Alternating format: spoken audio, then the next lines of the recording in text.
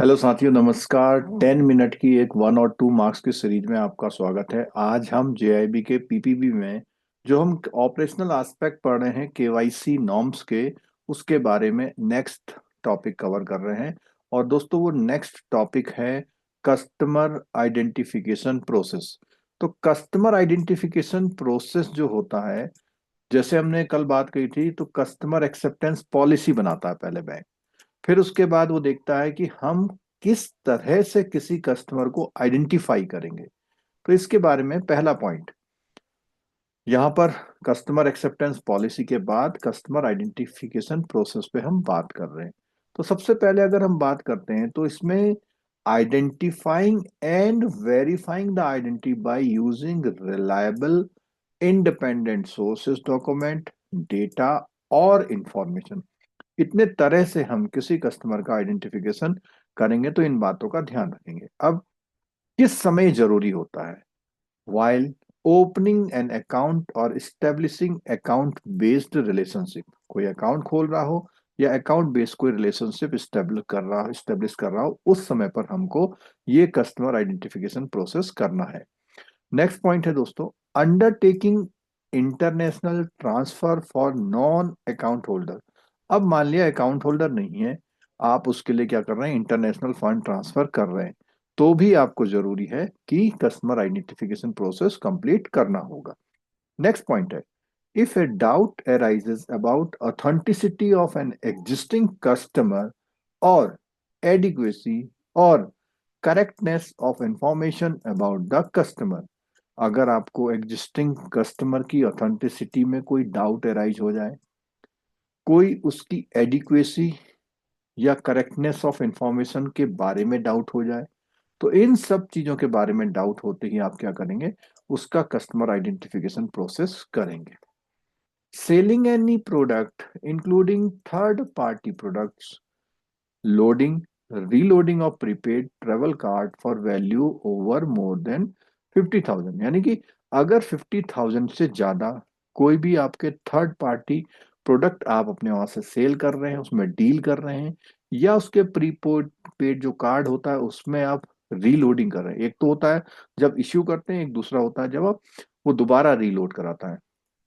या कोई travel card है जहां पर वैल्यू अगर 50,000 से ज्यादा है, तो वहां पर भी कस्टमर आइडेंटिफिकेशन प्रोसेस करना जरूरी है।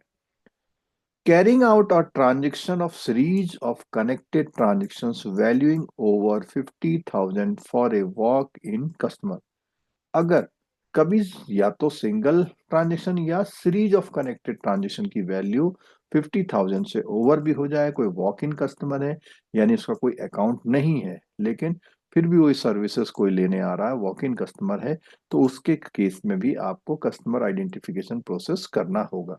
नेक्स्ट है, when there is a doubt that a customer account based or walk in is intentionally structuring transaction below the threshold of 50,000।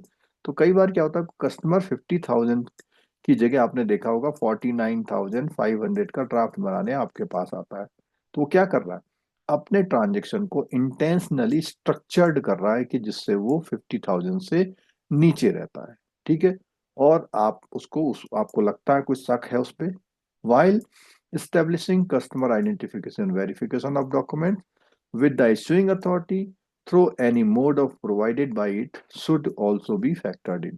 यानी जो भी आपके पास तौर तरीके हैं उससे आप उसको करेंगे।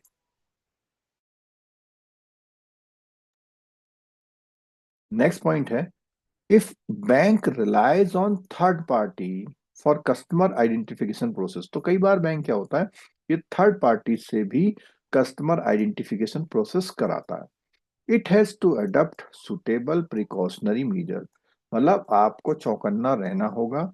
क्यों? The ultimate responsibility is on the bank onboarding the customer, यानी कि जो बैंक कस्टमर को ऑनबोर्ड कर रहा है, अल्टीमेट रिस्पॉन्सिबिलिटी उसी की रहती है। तो दोस्तों, हमने कस्टमर आइडेंटिफिकेशन प्रोसेस की बातें पढ़ी। अब उस पर बेस कुछ क्वेश्चंस हम लोग कर लेते हैं। पहला क्वेश्चन है, the customer identification is required when a customer opens an account or establish account based relationship। दूसरा, a customer withdraw cash below 10,000। तीसरा, A customer pay utility bills. Fourth, customer visit the branch for inquiry. तो हमने देखा था, अगर कोई customer account खोलेगा, account based कोई रिलेशनशिप स्टेब्लिश करेगा, तो हमको कस्टमर आइडेंटिफिकेशन प्रोसेस करना होगा। तो इसका आंसर क्या हो जाएगा? First answer will be the correct answer. दोस्तों, पिछले 30 सालों में 10 लाख से ज्यादा स्टूडेंट्स ने वीडियोज और पीडीएफ नोट्स के मदद से जेआईबी, सीआईबी और प्रमोशन एग्जाम को क्वालिफाई किया है। इन सारे कोर्सेज की जानकारी आपको nstool.schoolofbanking.com पर मिल सकती है। नेक्स्ट बात करते हैं, नेक्स्ट क्वेश्चन पे आते हैं। The ultimate responsibility for customer identification lies with in. Ultimate response मतलब कर कोई भी रहा होगा, तो जैसे है पहले, थर्ड पार्टी सर्विस प्रोवाइडर की रेस्पॉन्सिबिलिटी होगी, इशूइंग अथॉरिटी ऑफ डॉक्यूमेंट की होगी, या बैंक ऑनबोर्डिंग द कस्टमर की होगी, या कस्टमर इट हिमसेल्फ की होगी। तो किसकी जिम्मेदारी होगी कि कस्टमर आइडेंटिफिकेशन प्रोसेस हो? तो बहुत क्लियर, हमने पहले बताया था कि हमेशा उस बैंक की होगी जिस बैंक का कस्टमर वो बन रहा है, प्रोसेस कोई भी पूरा कराए। ठीक है। नेक्स्ट क्वेश्चन आता है, which of the following suitable situation require CIP, यानी कि कौन सी कंडीशन में ये करना जरूरी है? पहला है सेलिंग थर्ड पार्टी प्रोडक्ट और reloading prepaid card above 50,000, walk in customer transacting transactions exceeding 50,000 in a single or connected series, both A and B, neither A and B. तो हमने देखा था, रीलोडिंग या थर्ड पार्टी प्रोडक्ट से जब हम deal करते हैं तो 50,000 से अबव है तो भी हमको चाहिए। वॉक इन कस्टमर है, ट्रांजेक्शन करता है 50,000 से, या कनेक्टेड सीरीज ऑफ 50,000 करता है, तो उससे भी हमको चाहिए। तो इसका मतलब क्या हो जाएगा? C will be the correct answer, both C. ठीक है। नेक्स्ट क्वेश्चन है, when bank relies on third party for customer identification, it can shift responsibility to third party. It must adopt precautionary measure but retains ultimate responsibility. It need not verify document with issuing authority. It can bypass CIP requirement। तो हमें बहुत clear से पता है कि bank कोई भी हो करेगा तो उसे प्रिकॉशनरी मेजर अडॉप्ट करने पड़ेंगे, बट रिटेन्स अल्टीमेट रेस्पॉन्सिबिलिटी। ठीक है। तो उसका B will be the correct answer. Next question है, कॉम्बिनेशन वाला क्वेश्चन है, identify correct statement regarding CIP. तो सीआईपी के रिगार्डिंग कौन सा स्टेटमेंट ठीक है? जैसे फर्स्ट स्टेटमेंट क्या है? Required for international transfer by non account holder. तो हमने देखा था कि इस कंडीशन में बिल्कुल चाहिएगा अगर आप इंटरनेशनल ट्रांसफर कर रहे हैं किसके? नॉन अकाउंट होल्डर के द्वारा। ठीक है। Required when authenticity of existing customer is doubtful. तो हमने कई बार क्या होता है, ऑथेंटिसिटी या इनएडिक्वेसी के में देख मामले में भी हमने देखा था कि ऐसे मामले में भी हमको सीआईपी रिक्वायर्ड होती है। रिक्वायर्ड फॉर ट्रांजेक्शन बिलो 10,000, देखो हमने इसमें देखा था बिलो 10,000 में कोई भी रिक्वायरमेंट नहीं होती, तो थर्ड वाला गलत है। नेक्स्ट है, required when structuring below 50,000 is suspected. अब देखो, कई बार ट्रांजेक्शन तो 50,000 से कम है लेकिन ट्रांजेक्शन कैसा है? सस्पेक्टेड है, तो ऐसी कंडीशन में भी चाहिए होगा। तो 1, 2 एंड 4 यानी third C option is the correct answer.